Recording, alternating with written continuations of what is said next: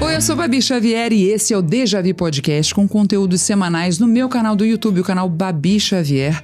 Então toda semana, por favor, dê um chego aí, dê um cheguinho, um curta, um comente, um compartilhe, né? Encaminha para quem você acha que vai se interessar por esse conteúdo, é sempre bom e principalmente sugira. E aí eu posso trazer o conteúdo que você estava esperando. Que tal esse combinado entre a gente? Também estamos no Instagram, Deja Vu Podcast, Deja Vu com I, assim como Babi e Babi Xavier. Hoje eu trouxe um convidado muito, muito, muito importante na minha vida, na vida da minha família, na vida da nossa comunidade, porque é na micropolítica que a gente vai mudar esse mundo. Fabrini Viguier, muito obrigada pelo seu tempo aqui no Deja Vu Podcast, Fabrini. Babi, é um prazer para mim estar com você nesse espaço que você criou. É uma alegria ver a sua evolução, o seu progresso. Você foi um grande incentivador do nascimento de um podcast meu e tá aí o Deja Vu. Fico muito feliz de saber disso e sempre te admirei por você ser uma mulher corajosa. Muito, né? Muito determinada, muito caráter, com muita decisão. E isso é estimulante e inspirador. Então, para mim é um prazer estar com você aqui e testemunhar em loco o seu progresso, o seu desenvolvimento. Sim, era questão de tempo eu poder trazê-lo aqui. Gente, falando aqui pro meio, olha, o Fabrini, eu conheci há muito tempo e numa situação muito diferente, né? Depois dos 20 quantos anos, né, em frente à mentoria espiritual, ao pastorado que a gente fala? Hoje quase 30 anos. Quase 30 anos, né? Conheci o Fabrini na escola, né? No grafite, existiu grafite ali em Caraí. E conheci desde lá, quer dizer, depois, quando voltei a encontrar, eu estava em busca de um caminho de religação e queria aprender algumas coisas, como fazer, até como orar, porque se a gente acha que a gente já sabe orar, calma, vamos ver se a gente sabe, vamos praticar.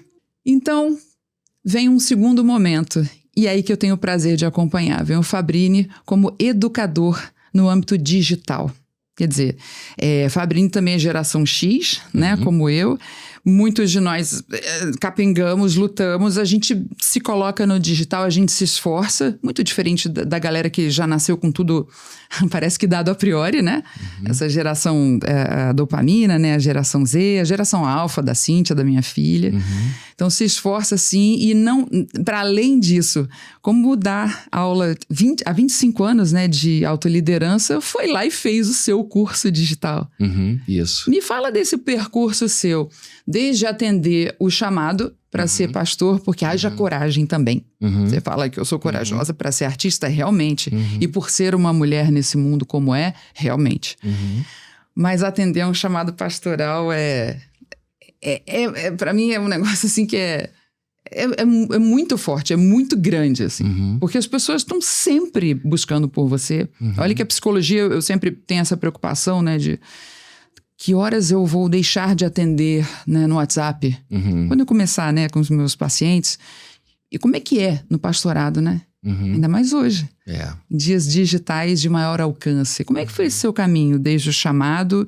O que tem percorrido? E que horas você sai do presencial, sai no sentido de vai para além, amplia e fala agora mais, e bota a Igreja Plena no YouTube, e é um sucesso isso, porque atinge muito mais pessoas. Eu, inclusive, quando eu não posso ir, eu posso ir no YouTube a hora que for. Isso é uma maravilha. Quando é que você começou a falar para tanta gente? Como você se sentia? E depois teve essa coragem de ir para quem até você nem tá vendo. Bom, Babi, o meu chamado pastoral aconteceu no final da minha adolescência, quando eu tive momentos de muito sofrimento, final de infância, início de adolescência. Atravessei a minha adolescência com muitas questões dentro da família, entre os meus pais, embora separados, ainda com uma relação muito conturbada, e a gente no meio daquilo. Eu, como filho mais velho, tentando moderar os dois lados, tendo que ser cuidado, mas cuidando. Isso foi marcando muito a minha vida e me desanimando muito para o futuro, porque eu fui ali, pelas situações todas, treinado para proteger, então eu não podia protestar, não podia ser um novo problema. Então, se eu reclamasse, se eu dissesse alguma coisa, se eu chorasse, ou coisa do tipo, na minha cabeça eu poderia piorar a situação. Então, eu fui reprimindo, suprimindo aquilo. E evidentemente que não fez bem para minha cabeça. E eu chego aos 17 anos com um medo enorme do futuro. Eu comecei a sentir o peso da minha responsabilidade e comecei a ver que eu teria que bancar a vida. Já bancava, já comecei a trabalhar com 15 anos. E aí eu pensei, como é que vai ser meu futuro? E eu estava muito desanimado. Mas fui prosseguindo, entrei na universidade de Direito, no curso de Direito, na faculdade de Direito. Na época era a segunda melhor faculdade do Rio de Janeiro. Qual? Era Cândido. A primeira era o UERJ e a primeira era a Cândido Mendes. É como se fosse a FGV hoje Direito. Sim. Hoje a FGV Direito é imbatível. O melhor curso de Direito do Brasil para quem está buscando, sobretudo, vida em escritório, né? Então, naquela época eu passei para FGV, para Cândido, mas nos primeiros 2 semestres na faculdade não era nem por semestre, era anual mesmo.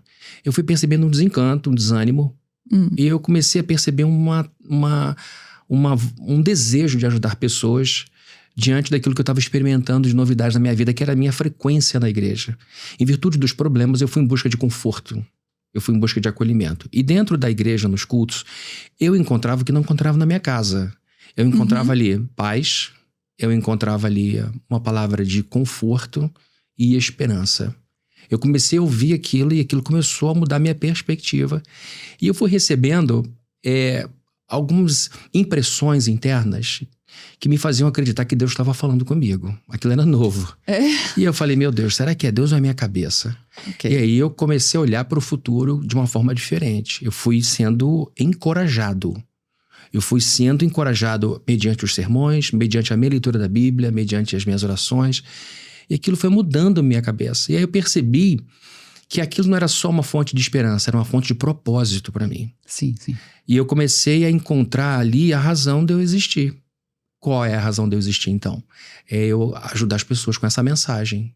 E eu comecei a trazer para a minha vida, mas as promessas que eu recebia, as palavras que eu recebia quando eu lia a Bíblia eram muito além das minhas capacidades. Então eu duvidava. Não é possível, uma pessoa como eu, com tanta dificuldade, com uma autoestima tão baixa, com uma vida tão cheia, sem perspectiva, vai conseguir chegar a esse lugar. Mas eu resolvi ir. Fui seguindo, entrei na faculdade, vou ser advogado ou juiz, alguma coisa que o direito me possibilite. Até vou ajudar pessoas também? Também, evidentemente, era esse o objetivo, vou ter minha missão. Mas no meio do curso eu falei, não, esse negócio não tá batendo. Eu perdi ânimo. Eu tinha aulas com ex-governador, desembargadores, juízes, ex-ministros da STJ, gente feríssima. Poderia te inspirar, assim, diretamente. E sabe o que acontecia? Eu pegava os livros cristãos e ia para a biblioteca da Cândido para ler. Eu falei, isso não tá certo. Não tá certo, eu tô desconectado. Só que na época a pressão você tem que ter uma profissão para você se sustentar e seguir. E eu namorava a Viviane, que você conhece, que hoje é minha esposa, e ela dizia, eu não nasci para ser mulher de pastor, nem toca nesse assunto. Eu falei, mas fica tranquila. Isso na época. Falou, mas fique em paz, porque você é advogado, qualquer outra coisa, tudo bem. E no meio do caminho veio esse negócio. Eu falei, como é que eu vou conversar com ela? A gente já tinha plano de casar. Eu sei que Deus também estava fazendo uma coisa com ela, e ela entendeu quando eu coloquei, ela disse para mim, vambora. Bom, a história é enorme e nosso tempo é curto. Eu resolvi deixar de lado o que a lógica me dizia. Você tem que ser advogado. E foi atrás de um impulso interno. E hoje eu considero que foi a melhor coisa que eu fiz na minha vida. E quando você fala impulso interno, a gente pensa em impulsividade, uma coisa mais repentina, né? Impensada, e não. Não é de forma nenhuma. Esse impulso, essa força, essa propulsão interna é o se ouvir, né? Exato. E foi bom você ter tocado nesse assunto. Não foi uma atitude intempestiva. Foi uma atitude que foi marinada em muito pensamento, reflexão, conversas e na decisão de apostar naquilo que eu estava vendo como sendo o meu caminho para o futuro. E aí eu desisti da faculdade, tranquei o curso e procurei um seminário, formei em teologia e começamos um trabalho como líderes de adolescentes, e depois a gente começou um trabalho em Caraí, que é a Plena, eu e Viviane. Então, a Plena hoje tem quantos anos? Hoje nós temos 28 anos. Igreja Plena de Caraí. E nós começamos, éramos de 6 a 12 pessoas, pequenininha, simples, mas com uma vontade enorme de fazer a diferença na vida das pessoas. E de lá pra cá, graças a Deus, muita coisa boa aconteceu, muita gente já passou por nós, muita gente foi abençoada. Fui estudando teologia, estudei outras coisas mais, e hoje eu tenho o privilégio de contar com o patrimônio mais importante do ser humano, que é a atenção. É a atenção, que é dada. Isso é maravilhoso. E dada por vontade mesmo. Você não rouba, você não atrai com marketing, você não usa da linguagem do marketing que todos nós usamos numa época de modernidade líquida em que todos somos vendedores de todas as nossas qualidades, todas as nossas características. Quer dizer, isso é coragem. A Plena hoje está em expansão, está indo para o prédio do lado. Né? Isso. O que vai ter quando for? Porque, gente, a Plena é impressionante, é muito bem arrumada, muito bonita, muito bem iluminada. O Ministério do Louvor, eu adoro música, né? Então o Ministério do Louvor é um primor. Então a gente tem que chegar na hora da música, assim, porque a gente já começa a entrar em si, né? Quando você começa a ouvir música, você... e os louvores a Deus, você começa a pensar na sua vida, a pensar nas suas emoções. E você fala uma coisa muito interessante do pensamentos geram sentimentos. Como é que é essa ordem? A ordem que os pensamentos geram os sentimentos que desembocam em comportamentos. Então, uma coisa que eu aprendi, sobretudo na pandemia, quando as pessoas travaram muito emocionalmente, sim. Ali foi uma guinada para o digital, que você tocou nesse assunto. Então, a minha chegada até o chamado foi essa, e eu fiquei muitos anos, entre aspas, escondido fora de rede social por preconceito. Eu fui formado porque eu fui formado numa escola teológica que me ensinou que qualquer tipo de projeção voluntária de si, seria uma vaidade, um narcisismo danado. Entendo. E isso me travava muito. E eu percebia, bom, eu não posso ir porque o meu contexto, o meu ecossistema não me autoriza. E eu fiquei anos esperando autorização. E eu descobri que algumas rupturas são absolutamente necessárias na vida, né? E a pandemia me ajudou a fazer essa transição. Já que a coisa parou, eu vou repensar. E eu já vinha, Babi, com algumas inquietações muito sérias até ali. Até 2020, minha vida, graças a Deus, toda indo muito bem. Casamento bom, filhos bem, filha casou em 2020. As lutas justas, as lutas que tem que ser. Tudo... Mas tudo bem, sabe? Com os problemas aqui e ali, mas tudo indo bem, igreja bem. Mas eu muito descontente. E eu tava muito triste. Cheguei ao ponto de querer deixar de ser pastor, de querer deixar de cuidar das pessoas, exausto, exaurido. E eu fui fazendo análise, reflexão, e a gente aproveitou a pandemia para fazer um retiro, eu e Viviane. Então a gente pensou algumas coisas, eu falei, eu vou sair dessa cápsula e vou atingir mais pessoas, não como o pastor Fabrini, mas como o Fabrini. Porque eu tinha me encapsulado dentro da figura pastoral. E aí eu percebi que eu me tornei pastor da minha esposa, pastor dos meus filhos, pastor dos meus amigos. Falei, não, pastor é um aspecto da minha vida. Eu não nasci pastor. Entendi. Eu sou flamenguista. Quem é esse ser humano? Eu te perdoo, tá? Eu te perdoo por ser flamenguista. Gente, eu sou um monte de coisa. E pastor é uma delas. Mas acima de tudo, a minha essência é cristã, mas as minhas atribuições são muitas. Então eu deixei o pastor não de lado, mas eu coloquei ele no devido lugar. E eu falei, nas redes sociais eu não quero começar como pastor, porque a minha vida inteira está marcada por isso. E o YouTube já está lá com a Plena, já é um acesso para todos e é completíssimo. Isso, e aí eu pude perceber em mim, Babi, uma série de travas, de equívocos, de preconceitos, de coisas na minha cabeça que estavam me impedindo de voar, de alcançar pessoas. Então eu resolvi entrar nas redes sociais com o Fabrini Viguier só, sem o pastor, intencionalmente. Aí muita gente, por que você não fala disso da igreja? Não.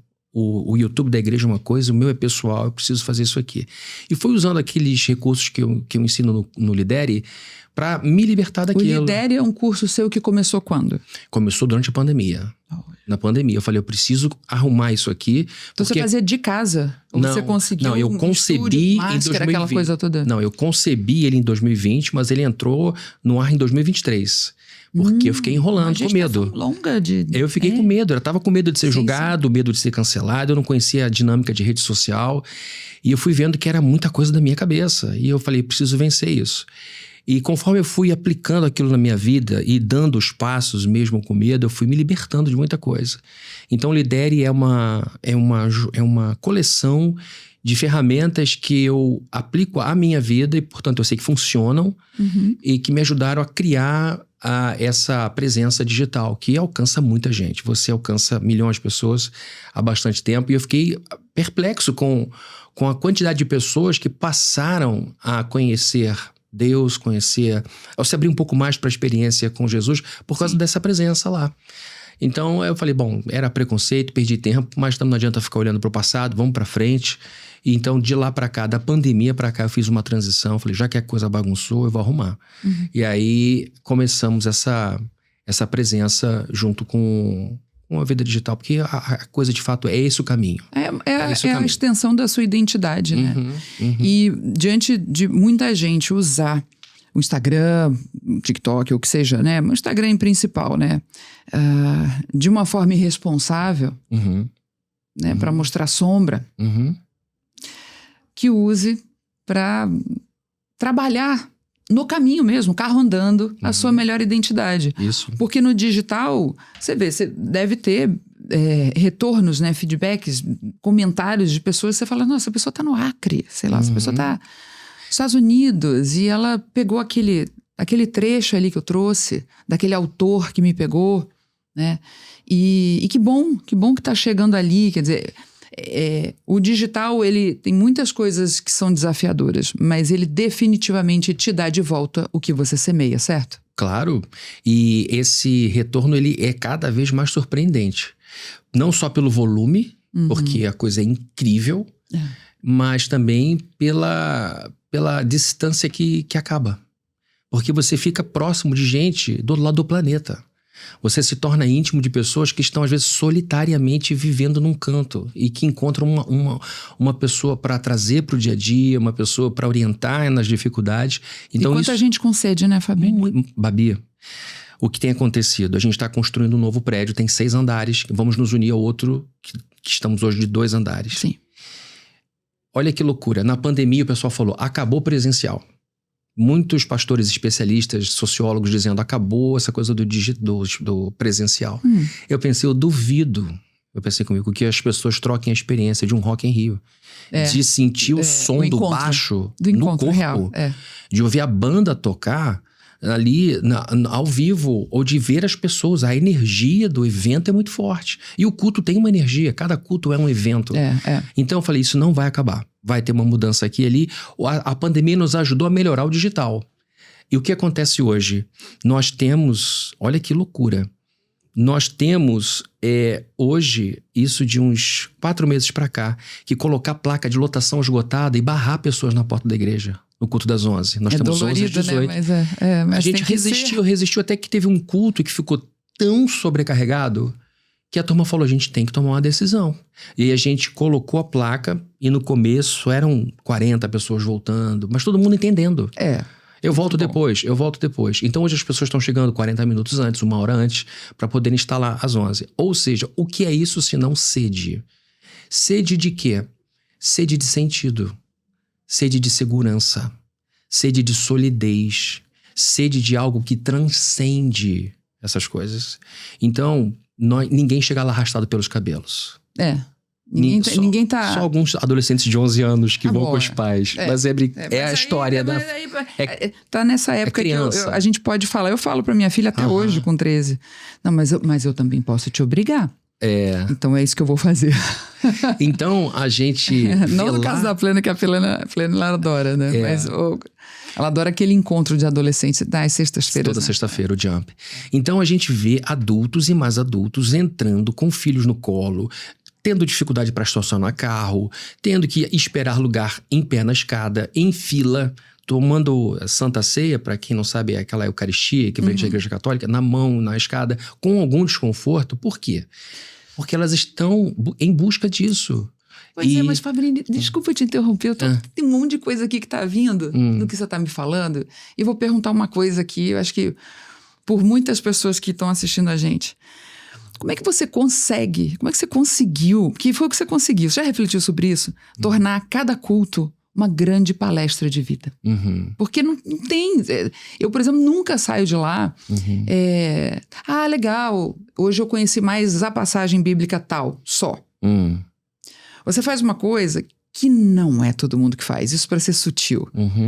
Para ser um pouco mais assertiva, quase ninguém faz. Que é articular autores mais antigos com autores atuais, o que é importantíssimo, porque a gente tem que continuar também, né? Com quem está produzindo conteúdo por agora.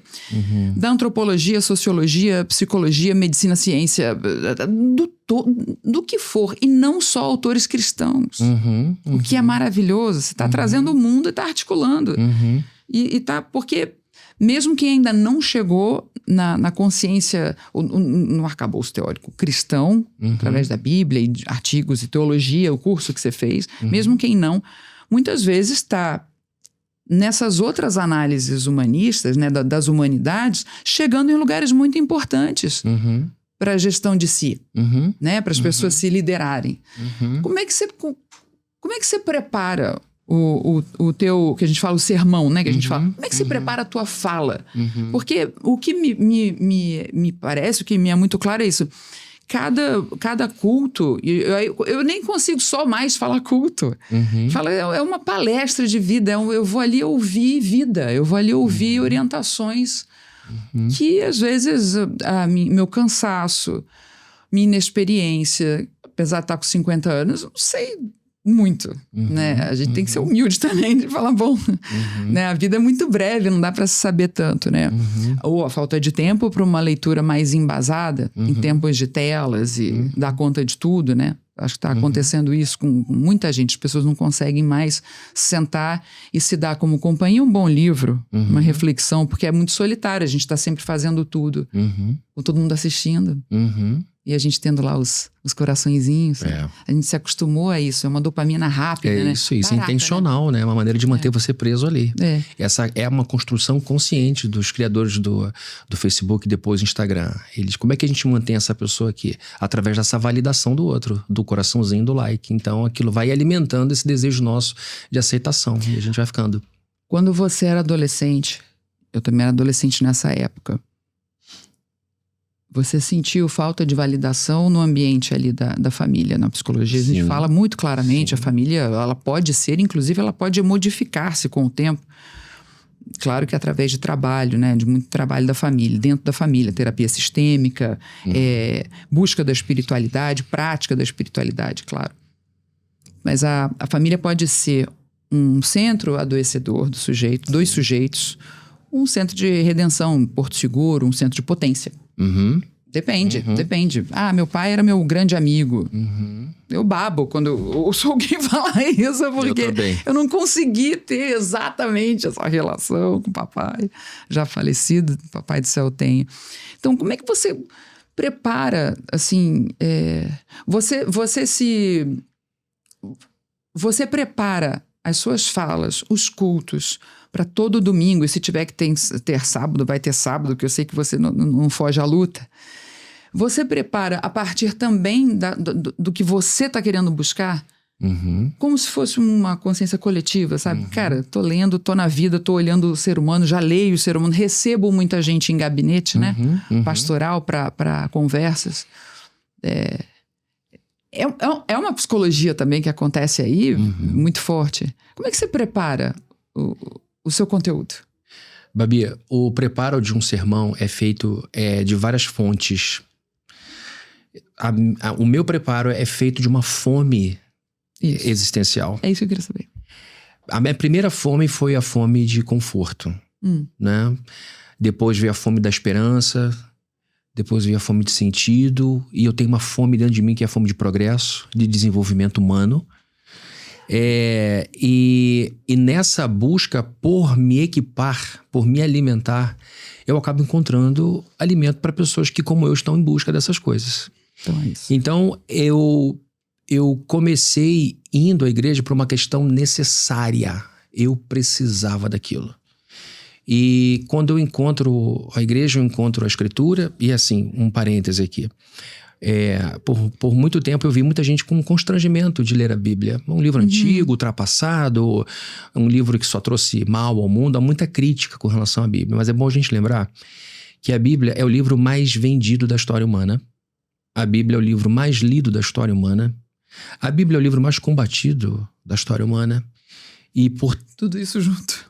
A Bíblia é o maior caso de sucesso editorial da história. Qualquer editora gostaria de ter os direitos autorais da Bíblia. Mas também tem quantos escritores? Tem quantos livros lá dentro? A Bíblia tem 66 livros, com mais de 40 escritores diferentes que escreveram num arco de tempo maior que 2 milênios. Então a gente tem uma quantidade enorme, uma coleção de livros divididos em Antigo e Novo Testamento e que levam o ser humano a uma linha de raciocínio de Gênesis e Apocalipse, do primeiro ao último. Então esse livro antigo funciona ainda para bilhões de pessoas. Ou seja, ainda que você não goste, não tenha a Bíblia como livro autoritativo, é preciso respeitá-lo como um livro que dá sentido a bilhões de pessoas. Eu não posso, por exemplo, dizer que quem gosta de B que eu não gosto, é idiota. Porque tem uma multidão enorme de pessoas que encontram sentido naquilo. Então deve ter uma verdade para aquelas pessoas ali. Então a gente tem que respeitar aquilo, ainda que eu discorde. Então, quando a gente vai para a igreja, encontra a Bíblia, encontra nela sabedoria milenar, contestada, que já foi contestada, mas que provou ser eficaz, uma série de coisas para adquirir sabedoria e tudo, a gente se encanta. Mas estudando num seminário, por exemplo, você vai tomando conhecimento de uma série de intelectuais que abordaram o texto bíblico em busca de respostas para problemas do seu tempo. Então você vai na patrística e encontra grandes pensadores. O que é a patrística? Patrística é um período da história da igreja. Fale sobre isso. Em que os teólogos desse período inicial da igreja, e mais à frente um pouco, alguns séculos à frente, foram oferecendo legitimidade intelectual para o cristianismo. Foram fundamentando uma fé que estava se estruturando, porque era o judaísmo que se transformou num cristianismo.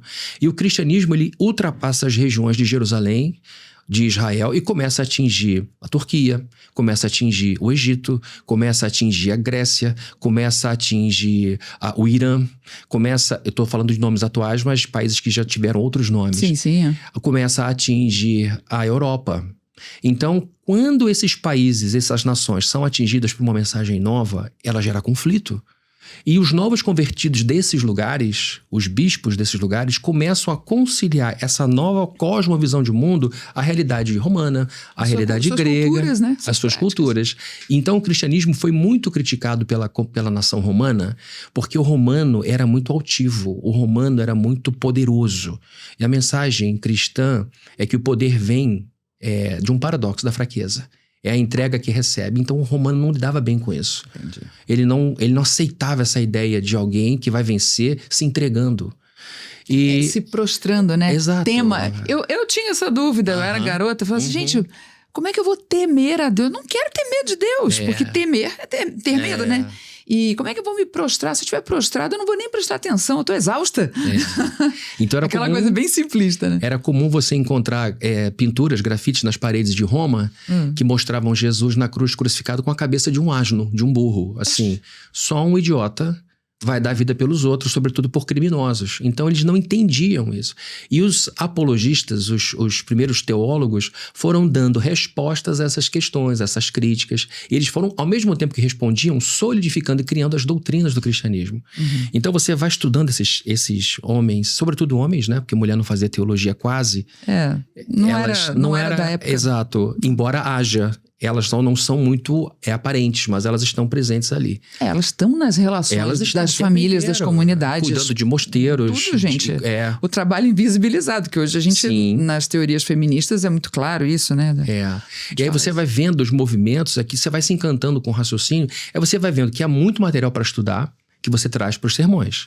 Reflexões. Mas aí você encontra na atualidade... Pois é. Aí como é que você faz esse cross? Pois é. Aí na atualidade você vê os teólogos atuais lidando com as questões, os desafios do ser humano hoje. Qual é a resposta da igreja para esse problema? Mas eu vou além. Por quê? Tenho interesse enorme pela filosofia, tenho interesse enorme pela sociologia. A minha pós-graduação é na PUC. Eu estudei no Mackenzie também, em São Paulo, mas estudei na PUC aqui do Rio. E o meu sua pós você fez o quê? cultura do consumo, na área de sociologia e antropologia. Vamos falar sobre isso. Então eu tive professores espetaculares, como Bernardo Conde, que era o coordenador do curso na PUC. Um intelectual incrível, antropólogo, e que abriu muito a minha cabeça, me apresentando junto com o Antônio Engel, que foi o meu orientador no trabalho de conclusão, a Patrícia também, que me ajudou. Vários professores que entraram com autores novos e me aceitaram como pastor. Eles disseram, quando fizeram o exame seletivo, porque é por seleção que você entra, eles disseram, meu Deus, tem um pastor aqui, o que a gente vai fazer? No curso de antropologia. Mas, evidentemente, que abriram, um antropólogo não pode ter esse tipo de preconceito. E foi muito bom para mim. E foi muito bom para eles, né, gente? Né, professores da PUC? Foi ótimo.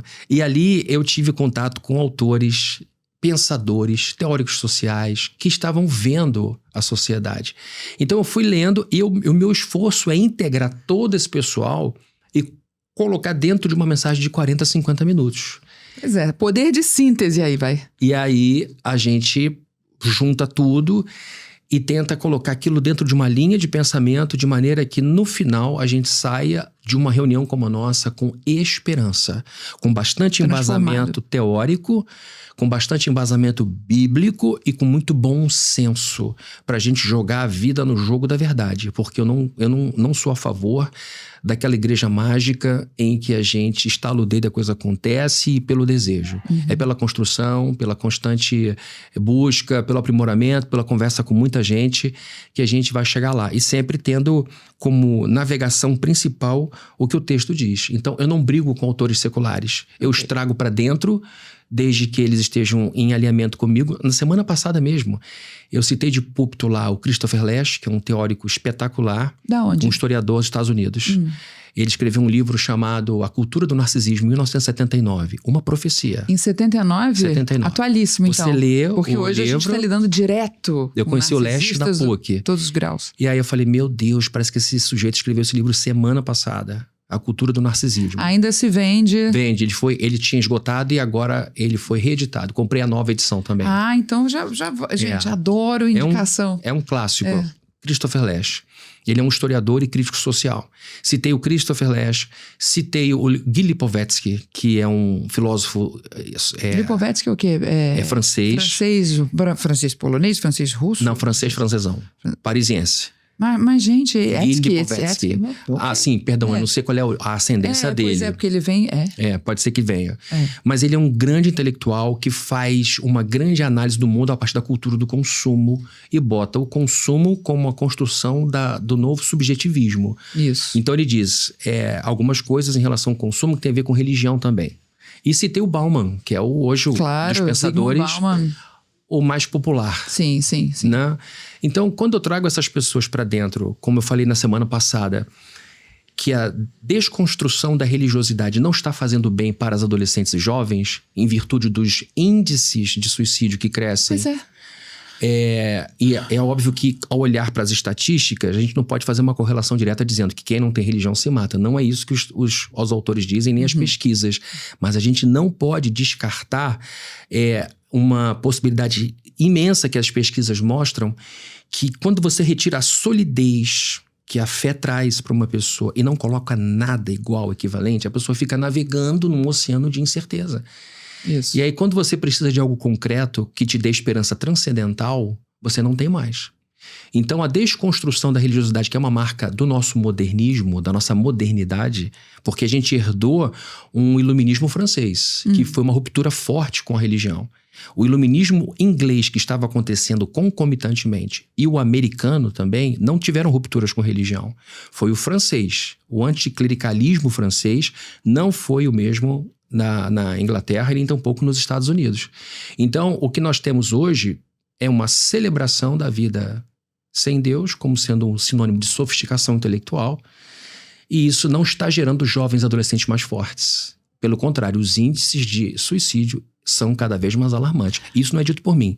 É porque você tira a confiança, né? Você tira a fé. E até vou querer que você fale mais sobre o que é fé e articule com esse Brasil que eu até trouxe aqui, vou falar sobre isso. Articule fé, ansiedade, consumismo.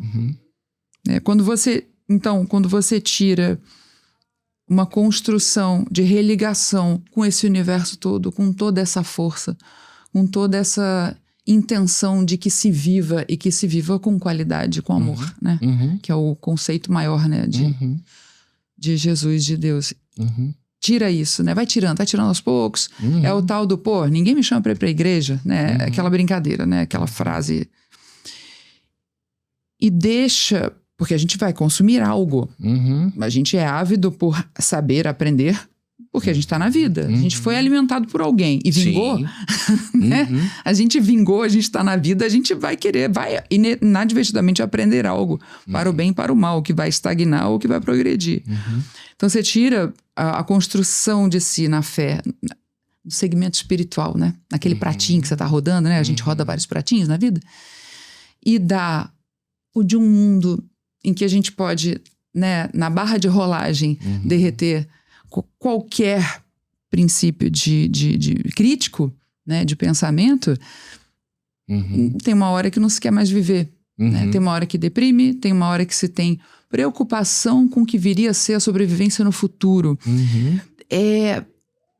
Eu estava vendo aqui, deixa eu ver aqui, gente, eu fui procurar para nossa conversa, assim, taxas de ansiedade no Brasil hoje. Eu fui ver o primeiro que deu. O primeiro que deu não é tão atual, tem quase um ano, mas foi o primeiro. Talvez seja o mais buscado, não sei, né? Que fala, é um levantamento da ONU que revelou que o Brasil lidera casos de ansiedade no mundo.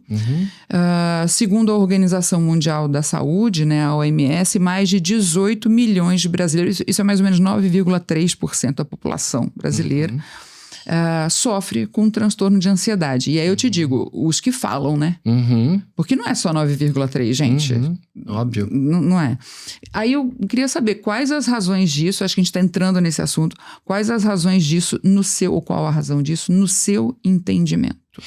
Babi, vou contar uma história que acho que ela vai dar ensejo pra gente entrar nesse assunto. Há muitos anos atrás, vou dizer assim, uns 28 anos atrás, vamos no iniciozinho da plena, tudo era muito pequenininho, muito simples, e eu não tinha um escritório. Meus filhos eram pequenos, minha filha tem 29 anos, e eu não tinha um lugar tranquilo para ler, para estudar, e eu precisava disso. Então, onde é que eu fazia meu escritório? Nas padarias ali de Caraí. Então eu tinha escritório ali, aqui, eu brincando, né? Eu tenho 3 escritórios na Moreira, que hoje é o Paulo Gustavo. Eram as cafeterias.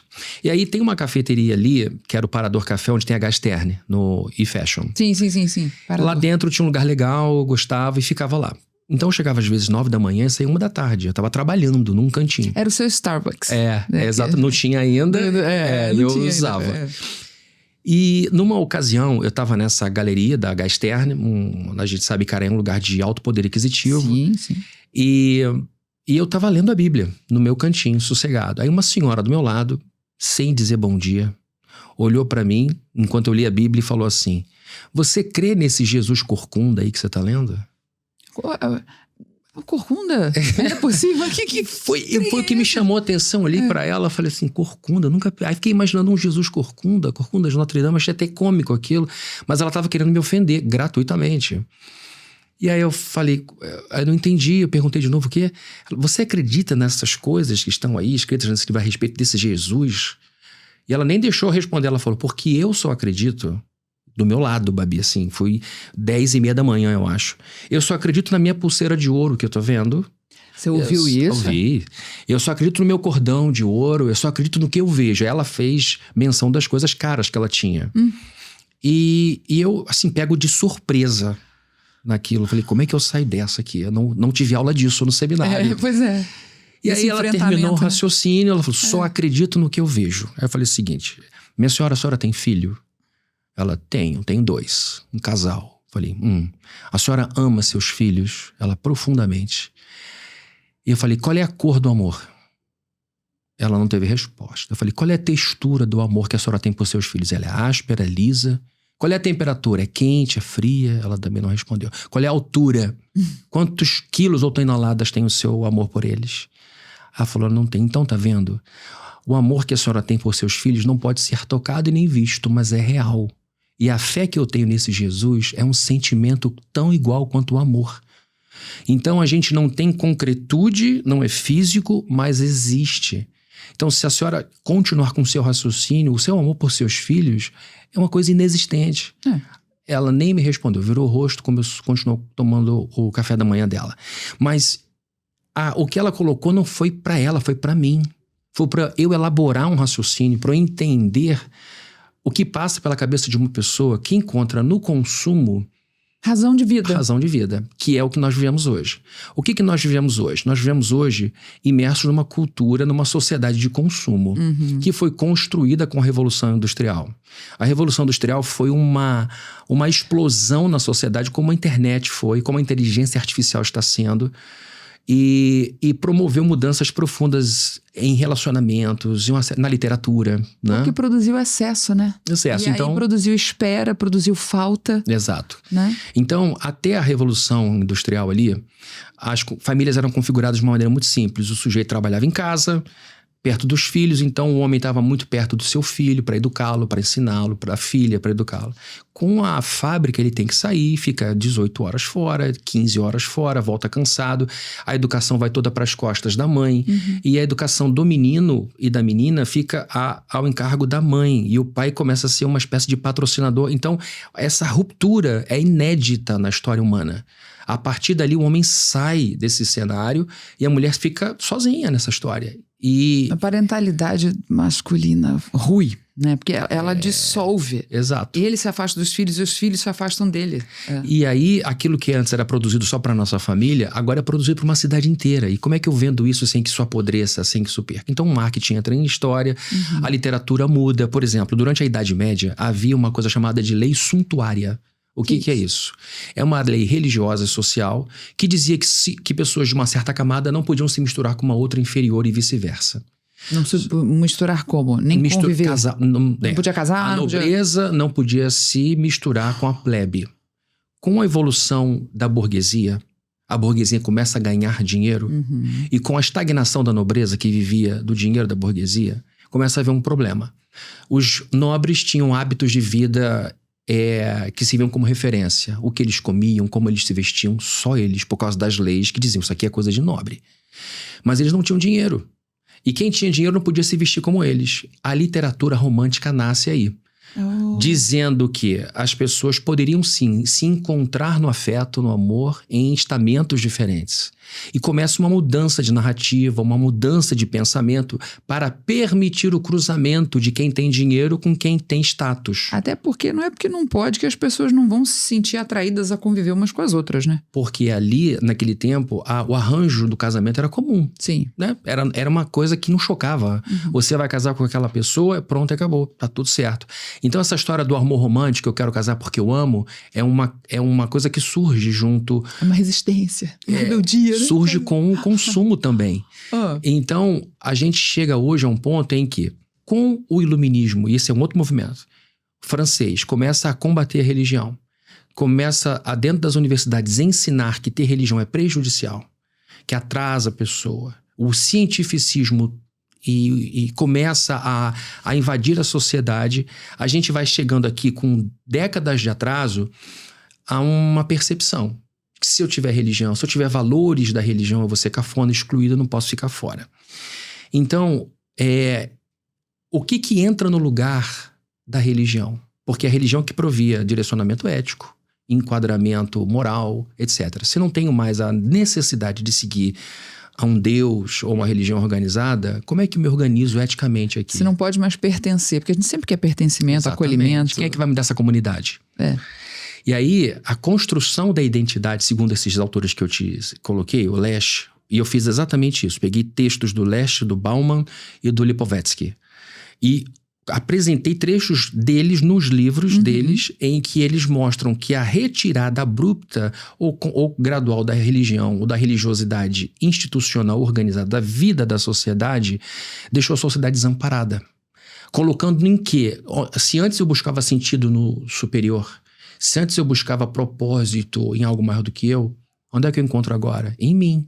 E o Lesch faz isso. O Lesch é extraordinário quando ele diz que a mudança no século XX foi, da primeira metade do século XX, quem era o seu orientador para a vida? O padre. Em alguns casos, o pastor. Com a queda da religião, quem é que passa a ser orientador? O psicanalista. Sim. Então, na cabeça de Lesch, o que ele coloca? Gente, nenhum dos três, Babi, é religioso. Nenhum dos três está defendendo religião nenhuma. Eles só estão apontando fenômenos. Se na religião eu mergulho para fora de mim, se eu busco no maior, no oceano, qual é o meu sentido? Nessa era narcisista, segundo Lesch, eu mergulho em mim. Então, o próprio Deus tem que mergulhar em mim, tem que caber em mim. Então, vem daí a ideia do narcisismo patológico e que gera na pessoa essa busca para que tudo se enquadre nela, para que tudo se termine nela. Mas aí eu tô pensando aqui uma coisa. A psicanálise, ela surge para entender os modos de vida de uma pessoa que pode ter uma prática religiosa ou não, né? Mas principalmente quando ela nasceu, quais os primeiros engramas, quais as primeiras impressões. Mas ela em si é uma prática muito cara de se ter acesso. Então imagino eu que Revolução Industrial, a psicanálise ela não rechaça, tanto que a gente tem psicólogos cristãos, psicanalistas cristãos também. Eu imagino, né, refletindo aqui junto aqui agora, né, que ela não contraponha, mas ela surja como uma tentativa também de trabalhar esse ser humano num autoconhecimento, porque você olhar o divino e se ver também é, né, se refletir nele, refleti-lo em você.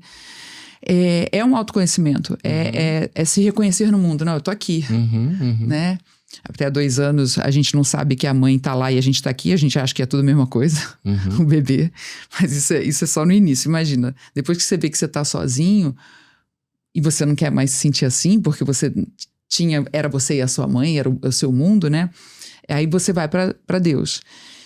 E aí quando se coloca que não, e também aí o homem também coloca que mas para você ter Deus, você tem que comprar um pedacinho do céu aqui.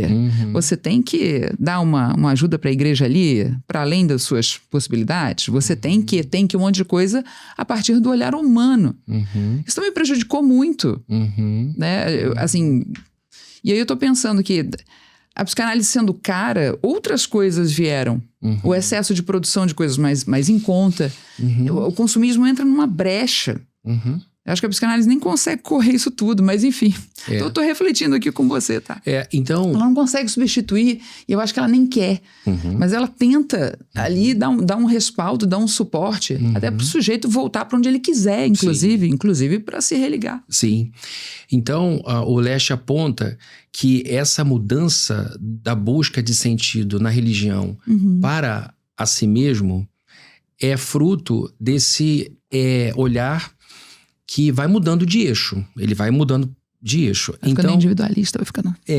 E o que eu sou o meu mundo, eu sou um mundo. Né? E nessa sociedade que a gente vive hoje, o consumo é a grande evidência do poder que você tem como pessoa. Então, a pessoa que não tem mais o sentido de eu sou uma pessoa honesta, eu sou uma pessoa boa, eu sou uma pessoa leal, isso vale pouco, muitas vezes, por conta daquilo que as pessoas podem aparentar, visivelmente, materialmente. Então, o consumo faz sentido num tempo como o nosso, quando ele entra naquela brecha em que, ao invés de amadurecer, ao invés de lutar contra uma fraqueza minha, eu preciso comprar alguma coisa para me sentir bem. Você tenta curar uma dor que é fruto de uma chamada para o desenvolvimento, para o amadurecimento. Você precisa mudar aqui. Aí você não quer enfrentar aquela dor, você se distrai com o consumo. Você se enche de dopamina, você vai entrando e você começa a receber elogios, likes, que vão... Consumo, desculpa interromper, o consumo pode ser a busca do corpo perfeito, por exemplo. Exato, consumo, né? Exato. Você pode ter o que Lipovetsky chama de sociedade medicalizada. E que ele fala que é uma sociedade... neuroticamente preocupada com si mesma e que torna a medicina uma intervenção em todas as áreas da vida, excessivamente. Supremo saber que comanda, né? Todas as... Então, o consumo, hoje, ele é também uma forma de você construir sua identidade, seu valor. Você é a pessoa que usa o sistema público de saúde, você é uma pessoa que tem plano de saúde, ou você é uma pessoa que paga R$6 mil numa consulta? Isso diz muito sobre você. Qual é o carro que você dirige? Qual é o lugar que você frequenta? Produtos e serviços. Então, se as pessoas não fizerem autocrítica, elas vão por esse caminho, que é mais fácil, porque é mais fácil você comprar uma roupa nova do que você ter uma conversa difícil a respeito do seu desenvolvimento. Muito mais. Então, ainda que não se tenha dinheiro, arruma-se crédito para comprar prestação aqui no Brasil, isso aí não é problema. Né? Então você parcela o seu desenvolvimento em 10 vezes. E isso faz com que você tenha uma geração enorme de pessoas que abriram mão do amadurecimento. Cresço hoje, envelheço hoje e amadureço depois. E isso gera uma sociedade de gente muito vazia, com um julgamento muito superficial e que gera muita infelicidade, que gera muita tristeza, muita ansiedade. A ansiedade é fruto de medo, né? Então, se você não tem a estrutura do transcendental, se você não espera nada além de você mesmo, e você vai vendo que você vai caducando, que você vai envelhecendo, se você não tem essa transcendência, o que te espera é a ansiedade mesmo.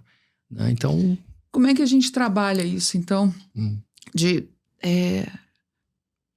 As práticas, as coisas, o mundo das identificações através do... você também gosta disso aqui? Legal. Então a gente é super parecido.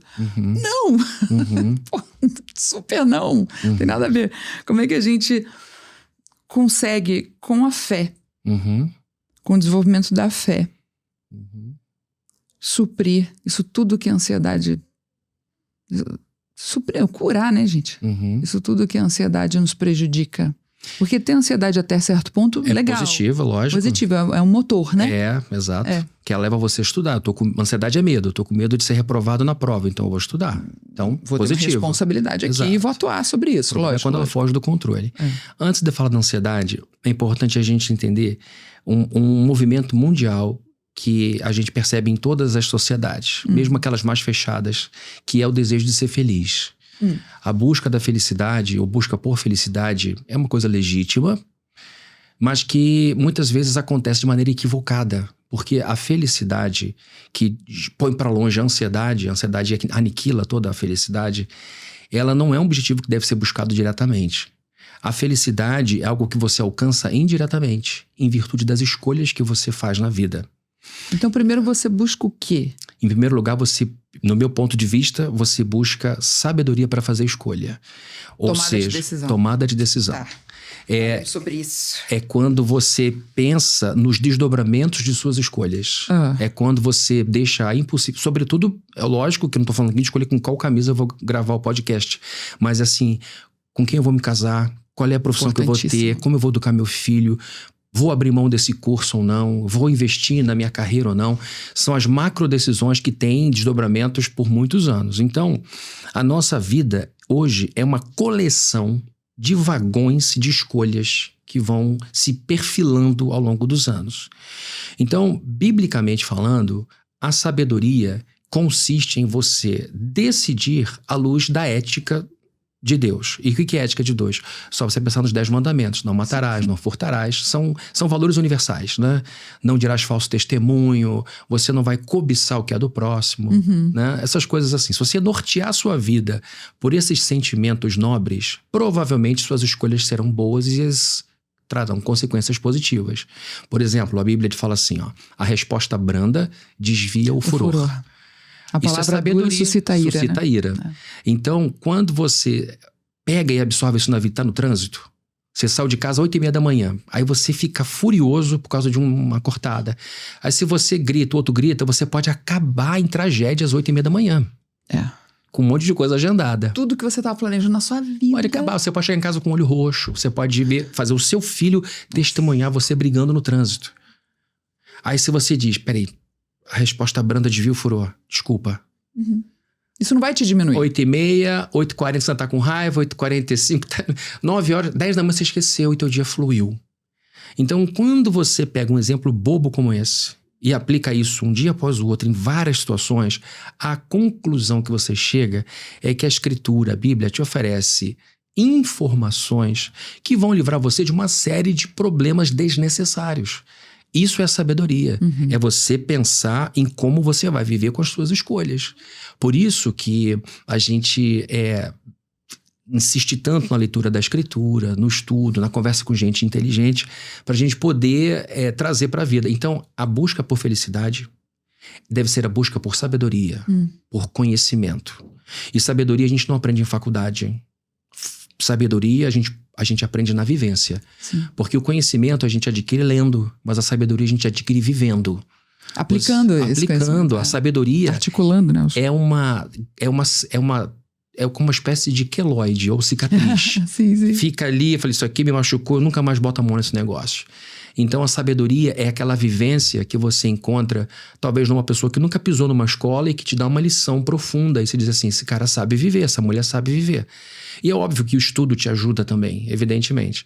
Então a felicidade, ela gera uma vida menos ansiosa, porque você é uma pessoa que não escolhe pressionado pelo momento, não é imediatista, você não é egoísta, você sabe recuar um pouquinho para avançar na frente, você sabe como conquistar um coração rebelde, você vai aprendendo essas coisas. Então, você não aprende isso de uma vez e para sempre vai acertar.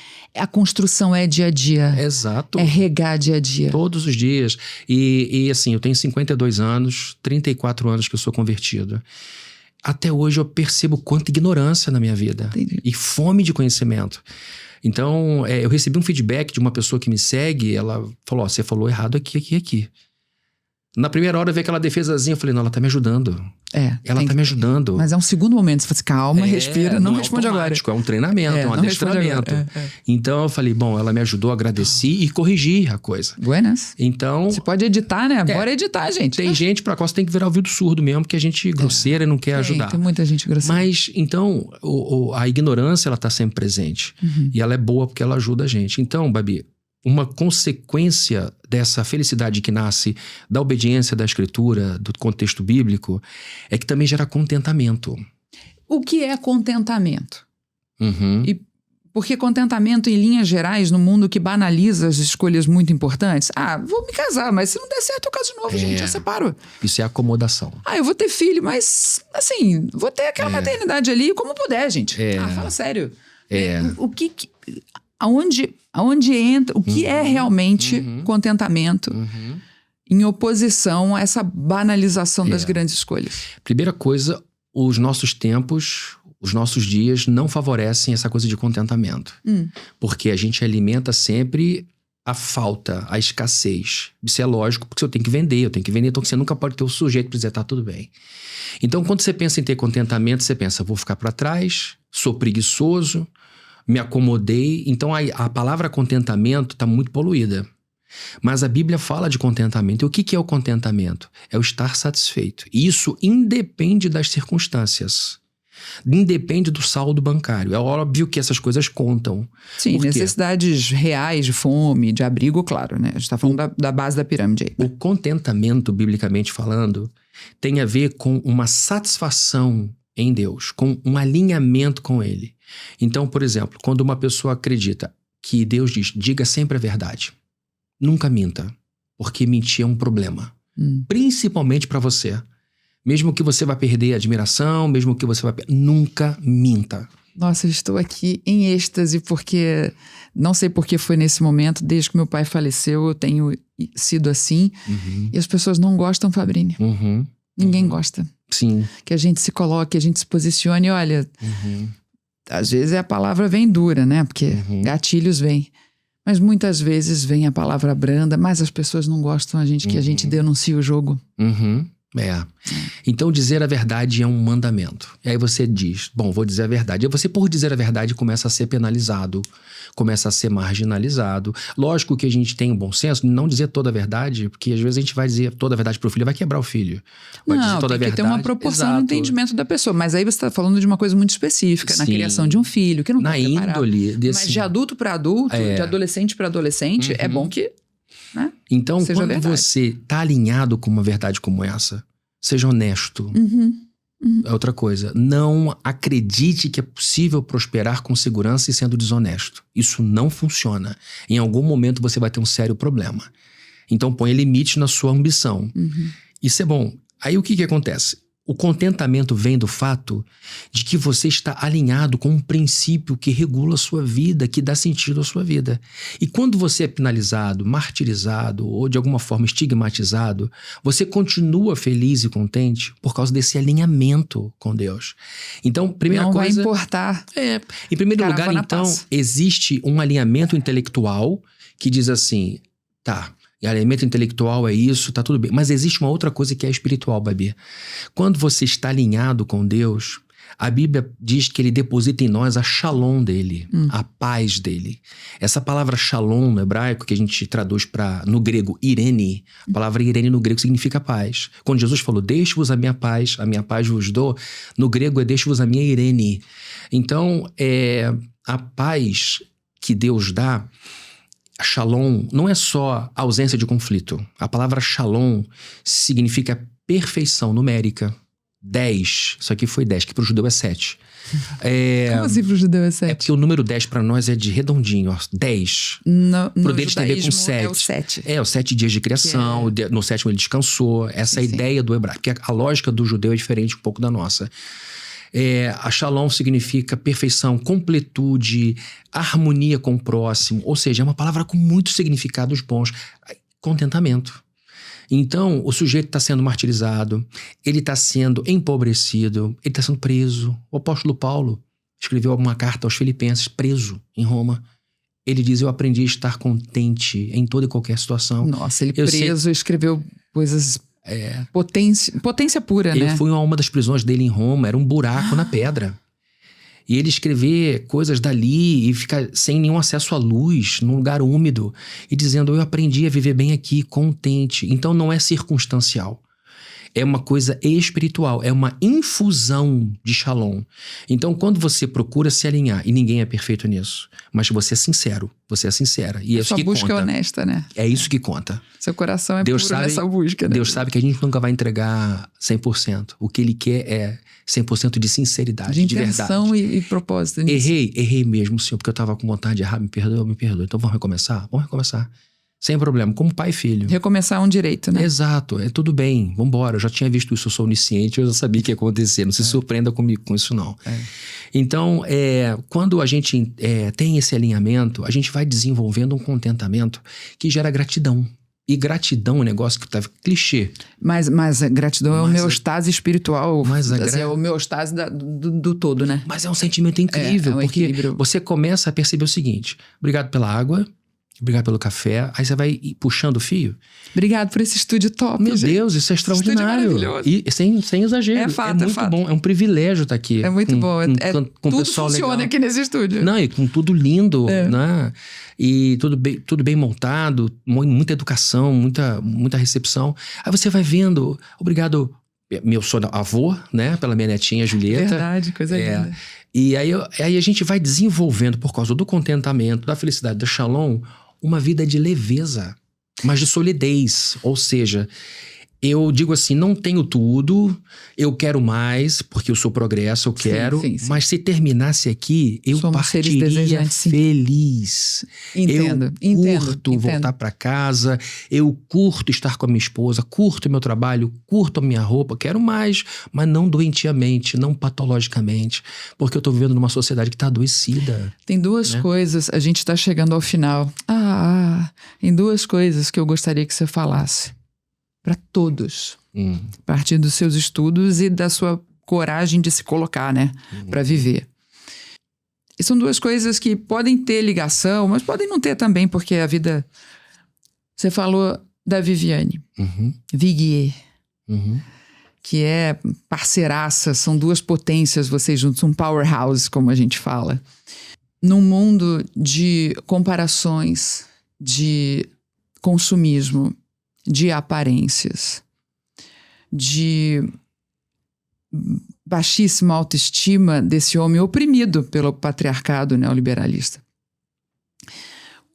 Como é que você lida? E aí, qual a mensagem que você pode dar para esse homem poder ter a importância de uma Viviane na vida dele? Porque vocês são um casal... parceiros, correm juntos, né? Lado a lado, uma hora uma velocidade, uma outra hora, né? Estão aqui, estão ali e alimentam toda uma comunidade, agora no virtual muito mais. Então, queria que você falasse isso, sobre por que você acredita nessa parceria, como as araras e os golfinhos acreditam, né? E que você falasse, você escolhe a ordem, de um dos males desse século, desse momento, que é a comparação. Escolha. E aí terminamos por hoje, né, gente? Porque isso aqui é um poço de conhecimento, que tem muito mais perguntas, surgiu aqui, eu me segurei. A gente vai entrando e vai dando... Então, escolhendo as batalhas. Bom, com relação a Viviane, minha esposa, nós estamos juntos há 32 anos. Pois é, tem muita gente que acha isso absurdo, que não é possível que vocês não tenham enjoado um do outro, e eu digo dela também. Você como homem impulsionado a não... Imagina, tem tanta coisa ótima por aí, olha o Instagram aí com todos esses filtros maravilhosos e tal. E ela também. Como é que vocês fazem? Bom, nesses 32 anos, eu posso dizer que ela esteve casada com uns 3 homens diferentes, né? E eu com umas 3 mulheres diferentes. Uma era uma menina que eu conheci, depois a outra mulher, e agora a mãe, que é avó também. E que viveu bastante, já está com 53, ela é um pouquinho mais velha que eu. Então, o que a gente aprendeu? A viver com os nossos eus diferentes ao longo desse tempo. Okay. E a gente foi entendendo logo cedo que era um pelo outro. Então, a gente resolveu trabalhar muito o nosso relacionamento, criamos alguns desligamentos importantes com família, no sentido não de romper com família, mas da gente pensar com mais autonomia. Sim, perfeito. E a gente foi protegendo o nosso casamento do próprio trabalho, porque um trabalho pastoral meu trouxe muita gente para perto, com muito julgamento, com ideias pré-concebidas e tudo. Então, o que ajudou muito a gente a chegar até aqui foi uma parceria muito grande entre nós dois de fazermos um o outro feliz. Uma decisão também de fazer dar certo, porque se não tivesse a decisão de fazer dar certo, não tem como. O casamento não tem luz própria como o sol. Ele recebe luz, então você tem que promover. E eu fui entendendo com o tempo uma coisa que quando a gente se junta com alguém, a gente vai em busca do que não tem. Então eu percebi, a Viviane é uma pessoa muito mais racional que eu. E aí eu sou muito mais emocional que ela. Você encontra um casal que uma pessoa que fale mais, outra que fale menos. O que a pessoa que fale menos foi buscar na outra que fala mais? Sua voz, sua coragem de dizer. E o que a pessoa que fala muito foi buscar na que fala menos? Freio. Preciso parar, porque eu já falei demais. Comedimento. Então, você se completa. Quando você entende que o outro te soma, te acrescenta, você para de transformar o outro em você. E o que acontece quando você transforma o outro em você? Você se desinteressa, porque ninguém quer casar consigo. Então, bom, se quiser, tratamento, né, gente? Exatamente. Então, quando você começa a modelar tanto o outro, a dominar tanto o outro, que o outro vai perdendo suas características para ficar igual a você, você perde o interesse sexual, você perde o interesse emocional, você perde o respeito por essa pessoa. Então, o confronto é que vai afiando, o choque é que vai afiando, mas esse confronto precisa ter medida também. Sim, como é que vocês vão afinando valores, por exemplo? Os valores nossos sempre foram muito parecidos. Porque desculpa te interromper. Quando você diz da coisa do outro se impor, né? Moldar, né? E fazer do outro uma pessoa muito parecida, e aí, claro, há o desinteresse. Como é que fica, por exemplo, como um age no relacionamento, como o outro age, não só como é pagar a conta, como é não deixar a comida faltar, não é isso, mas é com relação ao dia a dia mesmo, principalmente em tempos de redes sociais. Em que tem muitas atenções especiais, emojis dúbios, todo mundo é minha linda, todo mundo é meu querido. É disso que eu tô falando, assim, porque se você se coloca para sua cônjuge, tô falando do homem se coloca, ou ao contrário, a mulher se coloca para o seu cônjuge, né, para o seu namorado, que seja, ou, enfim, tá no início ali, mas está se colocando, dizendo assim, olha, como é que é isso, né, no caso de uma heterossexualidade, com as suas amigas? Como é que é o seu relacionamento com as amigas? Né? Esse alinhamento que eu quero, esse comportamento de somos um casal e agora tem todas as outras pessoas com quem nos relacionamos, com quem não nos relacionamos, com quem os os pretendentes e tal. Essa galera toda agora é passado. O que vai ser não sabemos, mas agora sou eu e você e eu, né? Nesse relacionamento. Como é que vocês alinham isso? Como é que um casal pode alinhar isso, estando casado já ou ainda para se casar? Sem que um ou outro pense assim, ele tá querendo me moldar. Tá querendo me colocar cordeirinha. Não quero, não quero. Né? Ou ao contrário. Poxa, você tá querendo me moldar? Não posso olhar, numa festa pra ninguém. Qual o problema? As pessoas são bonitas. Não posso falar sobre isso. Não posso resenhar sobre isso. Tão bonitas. Qual o problema? Porque o que é harmônico para um adulto não é falar que uma flor é bonita, uma paisagem é bonita. Aonde vocês alinham isso? Sem falar, pô, tu tá me moldando, para. Vai ficar igual a mim, acabou o interesse. Babi, quando nós nos casamos, nós nos conhecemos, nós estávamos num ambiente que normalmente os casais se encontram, né? Normalmente a gente se encontra em ambientes em que comunicam muito. Mais um café. Gente, tem um café incrível aqui, desculpa. Nada. A gente se encontra em lugares que são comuns a nós. Então eu e Viviane nos encontramos num momento de vida em que estávamos buscando um relacionamento sério, estávamos buscando um objetivo duradouro e os valores estavam bastante alinhados. E uma coisa que ajuda a gente bastante nesse casamento nosso é a questão do conceito de casamento como exclusividade. Casamento é um pacto de exclusividades. Então existem, para nós, para mim e para Viviane, e isso eu compartilho muito de púlpito, quando tenho oportunidade eu sempre falo sobre isso. O que é um casamento? É um pacto, uma aliança de exclusividades. Exclusividade de alguns tipos de conversas, de alguns tipos de olhares, de alguns tipos de toques. Então nós tomamos a decisão de tornar certos atos apenas meu e dela. E aí isso de alguma certa forma não abre nem porta para esse tipo de conversa, para esse tipo de possibilidade de trocar olhares e tal. O que eu quero dizer é o seguinte: cada relação é montada dentro de uma estrutura. E cabe ao casal conviver com conforto com essa estrutura. O combinado não sai caro, mas tem que combinar. Exato. E aí o combinado às vezes precisa ser recombinado. Ok. O combinado às vezes precisa ser revisto, porque funcionou por um período.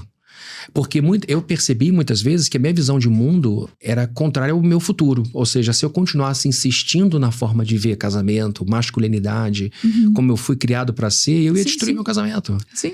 Muito bom você dizer isso, porque isso é um exemplo. Eu acho que várias pessoas vão se identificar no que você falou agora. Sim, e parte do meu desenvolvimento foi eu aprender que a minha masculinidade não seria afetada pela voz da minha esposa.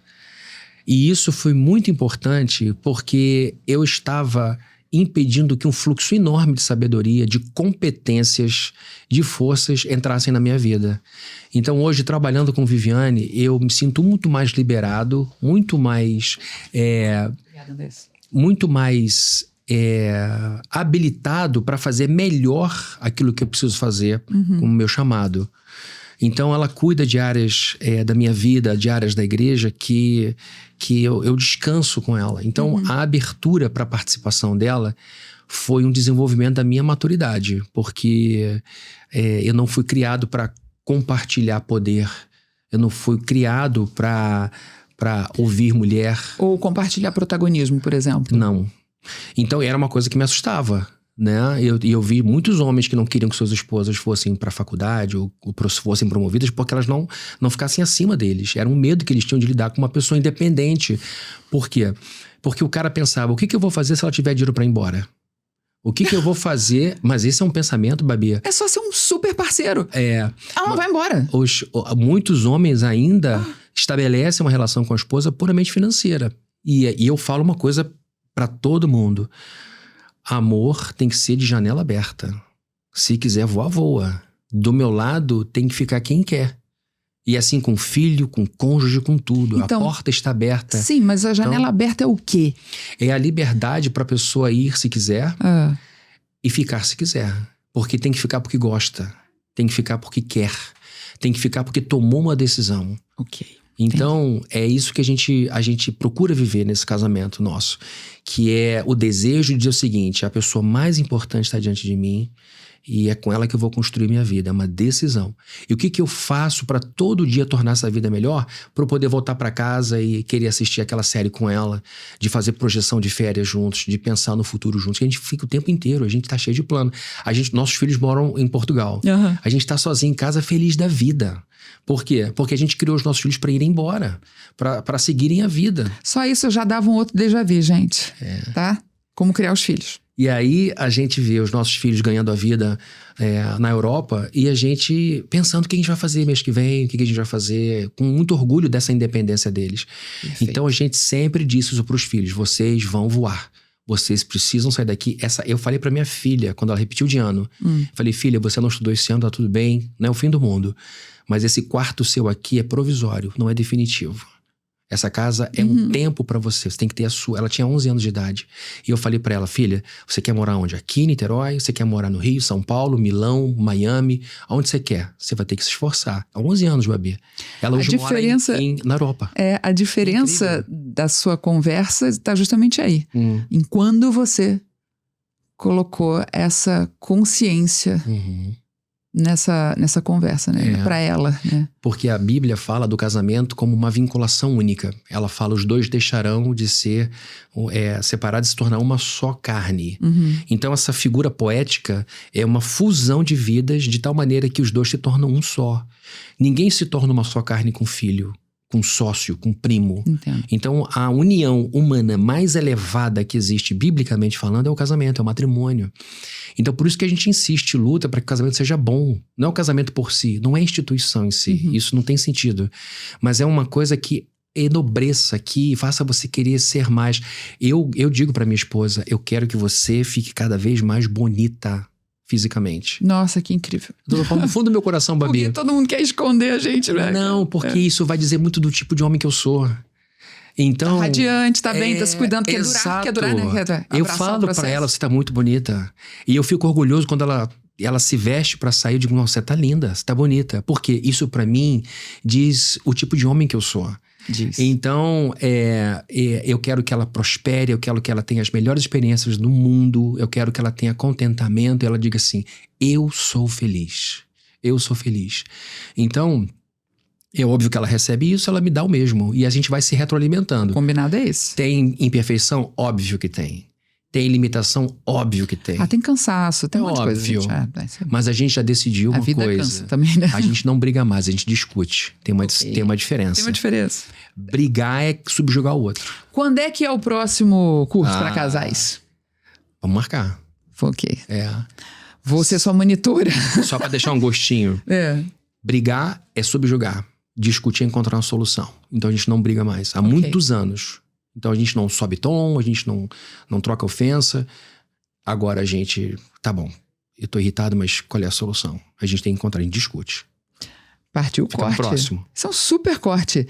Então, e a comparação? Comparação.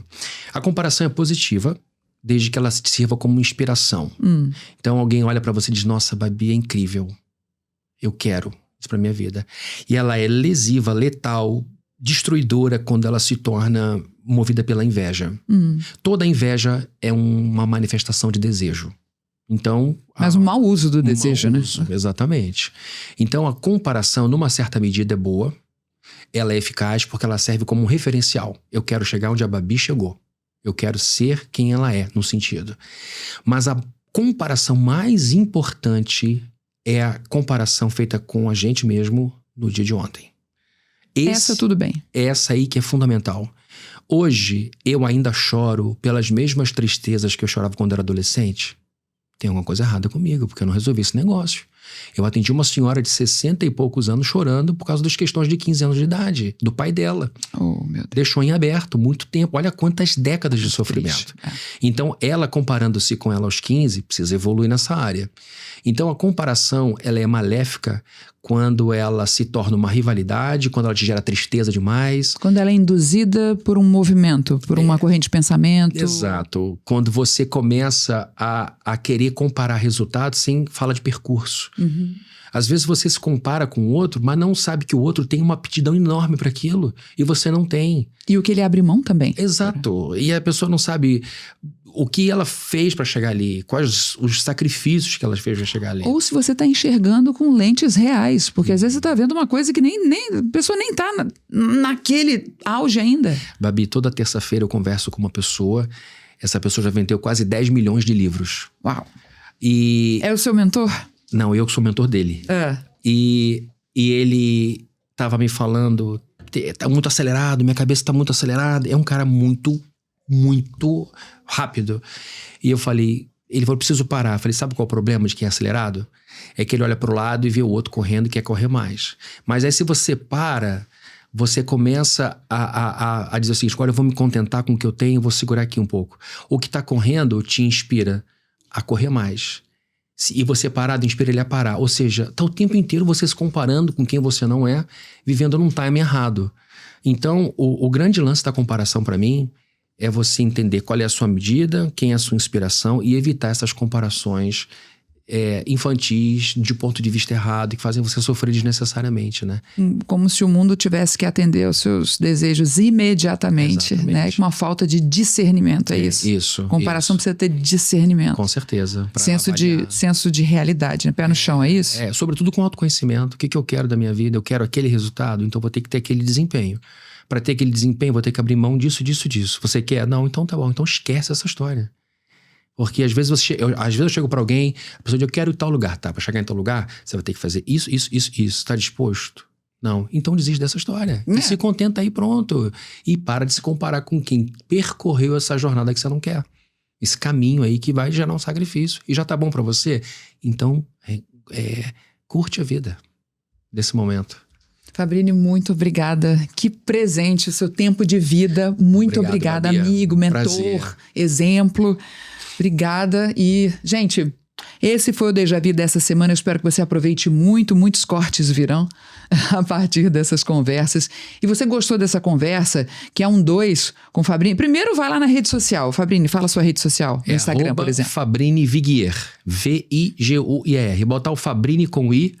E aí você vai achar lá o Fabrini Viguier. Fabrini Viguier. Então, vai lá, faz sua pergunta para ele, né? Atende todo mundo também dentro de um tempo, uma gestão de tempo aí ímpar, que eu preciso aprender. Precisamos, né, gente? E até a semana que vem com muito conteúdo bom. Volta e fica comigo, tá? Valeu.